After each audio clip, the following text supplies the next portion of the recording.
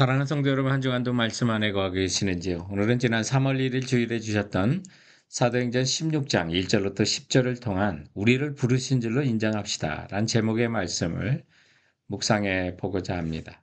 오늘 본문은 AD 51년경에 일어난 사건이었습니다. 사도 바울은 2차 전도 여행 중에 아시아로 가서 복음을 전할 계획이었는데요. 근데 예수의 영이 그것을 막으시고 이제 사도 바울은 드로아까지 오게 됩니다. 그리고 거기서 밤에 한 환상을 본 거죠. 그래서 사도 바울은 그 환상에 따라 드로아에서 배를 타고 마게도냐 지경, 지금의 그리스형에 속한 빌립보로 향하게 됩니다. 12절 말씀에 보면 거기서 빌립보에 이르니 이는 마게도냐 지방의 첫 성이요 또 로마의 식민지라고 말합니다. 역사학자였던 아놀드 토인비는 그의 책 역사의 연구에서 그때 드로아에서 바울을 태우고 마게도냐로 향하고 있던 그 배가 바로 유럽의 역사를 바꾸는 배였고 유럽의 문명사의 미래를 안고 가는 배였다고 했습니다. 이처럼 유럽에 복음이 전해지지 않았고 교회가 세워지지 않았다면 오늘날의 유럽과 서구의 문명은 존재하지 않았을 것이라는 뜻이죠. 이처럼 중대한 변화를 가져온 것이 바로 사도 바울과 실라 그리고 디모데 일행들이 드로아의 환상을 보고 하나님의 부르신 줄을 인정하면서 아시아에서 유럽으로 복음을 전하러 간 순종한 데서 시작된 것이죠. 그러므로 우리도 하나님께서 우리를 향하신 하나님의 부르심에 우리도 응답하며 나가는 성도들이 되었으면 합니다. 우리를 부르신 줄로 인정합시다. 본문이 가르치는 첫 번째 교훈은 거짓 없는 믿음에서 하나님은 부르시고 사용하신다는 거죠. 오늘은 성령이 역사하시는 시대다 보니 어른들부터 아이들까지 비전이라는 말을 많이 하죠. 그러나 그런 시대일수록 우리의 자신의 이름이나 야망이나 욕망을 드러내려고 하는 것을 착각하면서 비전이라고 하지 않는지 우리는 좀 돌아봐야만 하는 겁니다. 하나님께서 부르시고 사용하신 기독교 역사에 가장 위대한 업적을 남긴 사람들을 보면 공통점이 거짓 없는 믿음의 사람들이었던 것을 보게 되죠.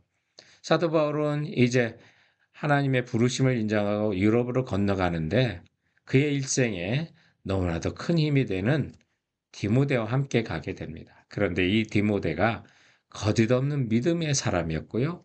또 거짓 없는 믿음의 가정에서 배우고 자란 사람이었습니다. 사도 바울에게는 동역자요 제자였고 믿음의 아들이었던 것을 보게 됩니다. 그래서 사도 바울 일생에 함께 있었고 그리고 바울의 서신 중에 디모데와 함께 공동으로 쓴 편지가 고린도 전후서, 빌립보서, 골로새서, 데살로니가 전서와 후서 그리고 빌레몬서가 있을 정도였습니다. 사도 바울은 1차 전도 여행 때 루스드라에서 처음 디모데를 만났던 것을 보게 됩니다. 그래서 이미 제자로 삼았던 것 같아요. 오늘 본문의 1절과 2절에 보면 바울이 더베와 루스드라에 이르래 거기에 디모데라는 제자가 있었고 그 어머니는 믿는 유대 여자요 아버지는 헬라인이라 디모데는 루스드라와 이고니아에 있는 형제들에게 칭찬받는 자니라고 그래서 디모데는 제자였다고 했고요. 그리고 칭찬받는 자였다고 합니다. 그렇다면 디모데가 이렇게 좋은 제자로 또 형제들에게 칭찬받는 자로 어떻게 이렇게 선하게 자랄 수가 있었을까요? 그것은 그의 어머니의 거짓 없는 신앙의 믿음의 영향이 있었던 것을 보게 되죠. 그래서 오늘 본문 1절에도 디모데의 어머니를 믿는 유대 여자요라고 소개도 하고요. 또 사도 바울이 디모데에게 직접 보낸 편지인 디모데 후서 1장 5절에 보면 디모데에게 이런 말을 합니다. 이는 내 속에 거짓이 없는 믿음이 있음을 생각함이라. 이 믿음은 먼저 내 외조모 로이스와 내 어머니 유니게 속에도 있는 줄 확신하노라 라고 그랬어요. 디모데의 이 신앙의 유산이 그의 외할머니와 어머니로부터 왔던 것을 보게 되죠. 그렇다면 그의 어머니와 외할머니는 디모데에게 어떻게 교육을 하고 가르쳤기 때문에 그럴까요? 사도 바울은 이어지는 디모데후서 3장 14절에 보면 그러나 너는 배우고 확신하는 일에 거하라. 너는 내가 누구에게서 배운 것을 알라? 또 어려서부터 성경을 알았나니? 라고 말합니다. 이처럼 디모데는 어려서부터 성경을 배웠던 사람이고요. 거짓 없는 믿음의 할머니와 어머니로부터 배운 자인 것을 보게 되죠. 성도 여러분, 하나님이 쓰시는 사람은요, 거짓 없는 믿음의 사람입니다. 신실한 믿음의 가정에서 자란 사람이 하나님께 쓰임받는 거죠. 그러므로 사랑하는 성도 여러분, 우리 가정이 거짓 없는 믿음의 가정 되게 하시고요. 또 자녀들에게 거짓 없는 믿음, 하나님의 말씀에 기초한 가르치는 그런 가정이 되기 원합니다. 그리고 하나님의 부르심에 나의 이름과 욕망과 탐욕을 담은 아버지 하나님, 그런 자가 아니라 하나님께 순수한 믿음으로 순종하고 나가는 우리 모두가 되기 원합니다. 이런 열망을 갖는 성도들이 되시기 바랍니다. 우리를 부르신 줄로 인정합시다. 본문이 가르치는 두 번째 교훈이 있다면, 막히고 열린 환경에서 하나님은 우리를 부르십니다. 열렸을 때도 부르시고 때로는 막혔을 때도 우리를 부르시는데, 그 막혔을 때는 하나님께서 새로운 길을 우리에게 열어주시고 알려주시면서 우리를 또한 부르시는 것입니다. 인생이 내 뜻대로 안 될 때가 많지만 그때마다 포기하지 맙시다. 하나님이 열어주신 것이 어디 있는지 눈을 뜨고 환경의 문을 또한 찾아봅시다. 오늘 사도행전은 교회와 복음이 끊임없이 하나님의 뜻과 계획에 따라 전 세계에 퍼져가는 것을 보여줍니다. 그런데 이처럼 하나님의 선한 일을 할 때도 막히는 경우가 있다는 것을 알려줍니다. 사제를 보면 여러 성으로 다녀갈 때 예루살렘에 있는 사도와 장로들의 작정한 규례를 저희에게 주어 지키게 하니 5절에 이에 여러 교회가 믿음이 더 굳어지고 수가 날마다 더하니라 라고 그래서 이방인에게도 복음이 잘 전해지고 또 교회가 힘을 얻어가는 것을 보게 됩니다. 그런데 문제가 생깁니다. 6절과 7절에 보면 성령이 아시아에서 말씀을 전하지 못하게 하거늘 부르기아와 갈라디아 땅으로 다녀가 무시아 앞에 이르러 비두니아로 가고자 했으되 예수의 영이 허락하지 않아야 하는지라라고 말합니다. 여기 사도 바울이 가고자 하는 비두니아 소아시아이고요.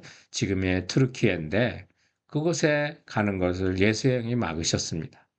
그래서 그나마 열린 곳을 따라가다 보니 무시아를 지나 드로아까지 오게 된 것을 8절을 통해서 보게 되죠. 성도 여러분, 먼저 우리가 막혀 있다고 좌절하지 않는 것을 배웠으면 합니다. 또 다른 열린 곳을 찾아 갈 수 있는 곳까지 우리는 가야만 합니다. 조지 바나라고 하는 통계학자는 더 파워 오브 비전이라는 책에서 사역을 위해서 하나님이 주시는 그 비전은 하나님과 자신과 환경에 대한 정확한 이해에 기초하고 있다고 말합니다. 하나님이 우리를 부르신 그 비전을 우리가 알려면 하나님도 알아야 되고요. 자신의 형편도 알아야 되고요. 또 환경에 대한 정확한 이해에 기초하고 있다는 사실 기억하십시다. 병이 든 자에게 육체로 섬기라고 하지 않을 것입니다. 물질이 없는 사람에게 많은 물질로 섬기라고 하지도 않으시는 분입니다. 그러므로 하나님께서 우리의 부르시면 그 환경 속에 하나님의 부르심이 있다는 사실 기억하시고 그 환경을 또한 우리 찾아갔으면 합니다. 오늘 본문에 보면 드로아에서 바울의 운명이 환상을 이제 보게 됩니다. 그래서 9절에 밤의 환상이 바울에게 보이니 마게도냐 사람 하나가 서서 그에게 청하여 이르되 마게도냐로 건너와서 우리를 도우라고요. 그래서 사도 바울은 그 환상에 따라 이제 유럽으로 건너가게 되는데요. 여기 예수의 영이 허락하지 않았다. 밤의 환상을 보았다. 바울이 그 환상을 보았을 때 여러분 육신의 눈으로 보이지 않는 것을 뜻하는 겁니다. 영적인 일이고 그것은 기도할 때 보이는 일들입니다. 그러므로 사랑하는 성도 여러분, 길이 막혔을 때 하나님은 다른 길과 계획을 이미 준비해 놓고 계신다는 사실 기억하시고 기도하십시오. 무릎을 꿇으십시오. 하나님의 뜻과 계획은 완전하십니다. 그래서 그 환경을 찾아 주님이 부르시는 일에 우리가 순종하고 나가는 성도들 되시기 바랍니다. 우리를 부르신 줄로 인정합시다. 본문이 가르치는 세 번째 교훈은 생활비를 버는 일터에서 하나님은 우리를 부르십니다. 오늘 10절에 보면 바울이 이 환상을 본 후에 우리가 곧 마게도냐로 떠나기를 힘쓰니 이는 하나님이 저 사람들에게 복음을 전하라고 우리를 부르신 줄로 인정함이라 라고 말하면서 환상을 본 후에 우리가 곧 마게도냐로 떠나기로 힘쓰니라고 그래서 곧 우리가 주님께 헌신하는 일에는 즉각적인 순종이 필요하다는 거죠. 이런저런 핑계를 댈 것이 아니라 할 수 있는 대로 곧바로 순종하고 나서야 한다는 것을 보게 됩니다. 그리할 때 저들의 환경 속에 또 저들의 일터와 직장 속에 하나님의 일을 할 사람을 예비해 놓고 계신 것을 보게 되는데요. 이제 사도 바울은 누디아라는 여인도 만나고 또 점치는 여정을 만나고 또 감옥의 간수들에게 우여곡절 끝에 감옥에 갇히면서 그들을 만나 유럽의 첫 번째 교회를 세우는데 같은 교인들로 삼아가는 것을 보게 됩니다. 특별히 우리가 주목하는 것은 누디아입니다. 여성 옷감 장사였다니까요. 여류 사업가가 되겠죠. 그 사람이 이제 15절에 보면 그와 그의 집이 다 침례를 받고 우리에게 청하여 이르되 만일 나를 주 믿는 자로 알거든 내 집에 들어와 유하라 하고 강권하여 머물게 아니라고 했는데요. 훗날에 사도 바울과 실라가 감옥에서 나왔을 때 사도행전 16장 마지막 구절인 40절에 보면 두 사람이 옥에서 나와 누디아의 집에 들어가서 형제들을 만나보고 위로하고 가니라 라고 해서 이 루디아의 집에 형제들이 기다리는 교회였던 것을 보게 됩니다. 그리고 이 루디아와 또한 빌립보 교회가 사도 바울의 일생에 사역비를 제공하는 훌륭한 교회가 되는 것을 보게 되는 거죠. 이처럼 생활비를 버는 직장에서 하나님께 순종하는 사람이 없었다면 사도 바울의 복음 증거는 많은 어려움에 부딪혔을 것입니다. 천직을 뜻하는 보케이션이라는 영어 단어, 하나님은 우리를 부르셨다는 뜻이 있다는 사실 기억하시고 우리가 살아가는 이 실리콘밸리 지역에서 주님의 사역, 그 부르심을 일터에서 찾으셨으면 합니다. 2세기 갈릴리 너머에 살던 기독교 변증가였던 순교자 유스티누스는 예수님이 부활하고 승천하시고 100년이 지난 뒤에 예수님이 사셨던 갈릴리 지역 나사렛 지역을 가다가 그가 이런 글을 남겼습니다.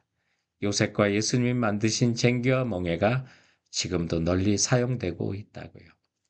이 말씀 속에 예수님께서 어떻게 목수의 일을 감당하셨는지를 알려주는 그런 글이었습니다.